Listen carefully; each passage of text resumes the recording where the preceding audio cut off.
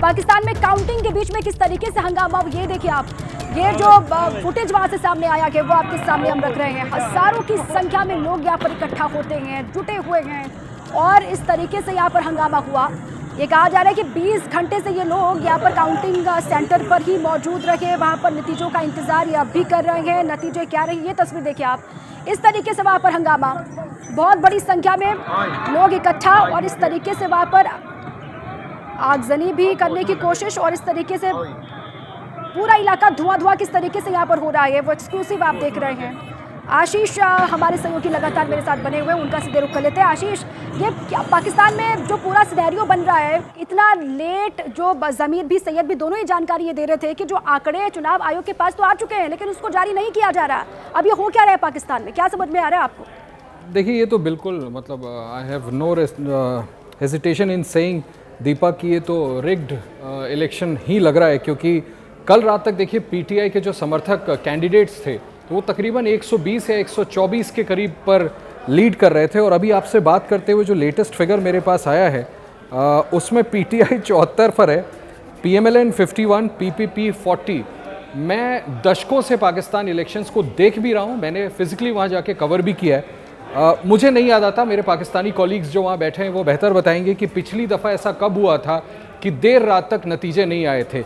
इतने लॉन्ग उसको स्ट्रेच कर देना बिल्कुल साफ दिखाता है कि कहीं ना कहीं आर्मी को ऐसा लगा है, पाकिस्तानी सेना को, कि उनके हाथ से कहीं कमान निकल ना जाए, विच मीन्स कि नवाज शरीफ को वो प्रधानमंत्री बनाना चाहते थे। कहीं ऐसा ना हो कि पीटीआई समर्थक जो कैंडिडेट्स हैं, इन इफेक्ट पीटीआई कहीं दोबारा से चुनाव जीत जाए या बहुमत के आसपास आ जाए।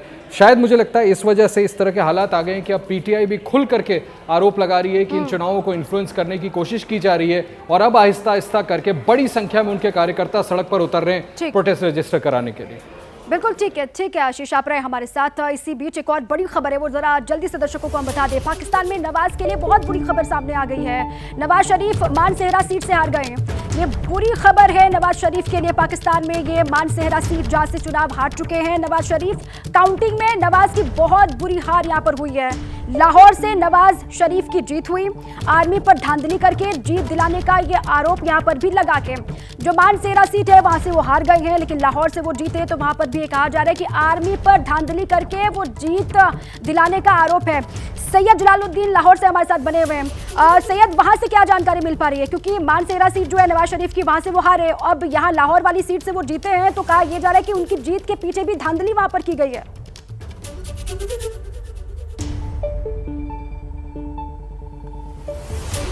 देखिए जी, बिल्कुल इसी तरह सोचा जा रहा है। उसकी वजह यह है कि जो रात को हम रिजल्ट्स देख रहे थे उसमें भी, और जो सुबह तक हम ये चीज़ें मॉनिटर करते रहे, उसमें 70% रिजल्ट्स के मुताबिक नवाज शरीफ लाहौर वाली सीट से भी हार रहे थे।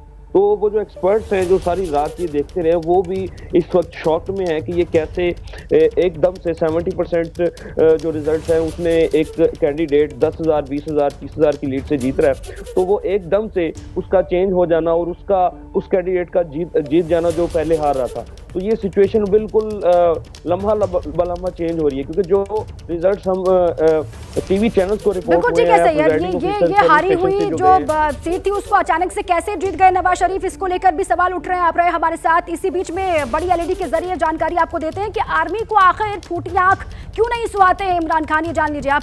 2018 में पाकिस्तान आर्मी के गोल्डन बॉय इमरान खान लग रहे थे और साथ ही अक्टूबर 2021 से इमरान आर्मी में खटास बढ़ गई अचानक से, और इसके बाद देखिए आप, आईएसआई चीफ फैज हमीद का आर्मी ने ट्रांसफर कर दिया।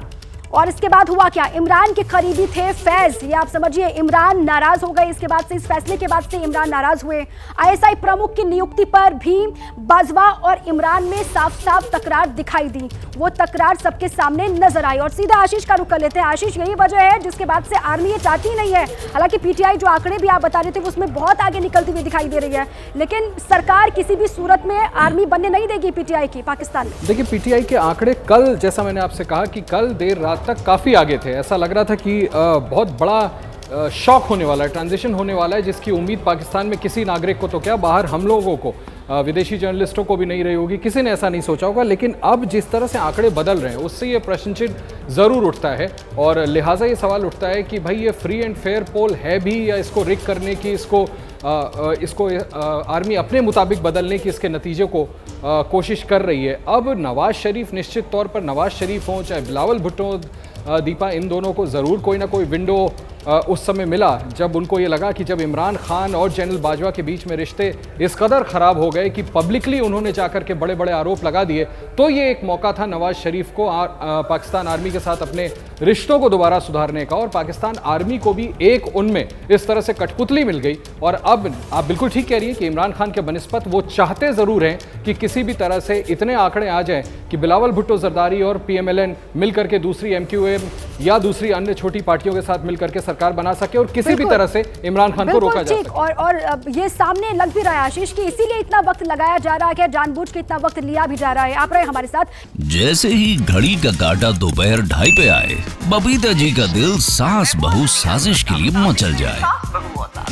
और ये है इनकी बहू, पूरे दिन ऑफिस की टेंशन हो जाए गॉन जब ये करें अपना फेवरेट शो फ्री टाइम पे ऑन। इनकी तरह आप भी देखिए अपना फेवरेट शो अपने टाइम पर और डाउनलोड कीजिए ABP लाइव ऐप अपने स्मार्ट टीवी पर।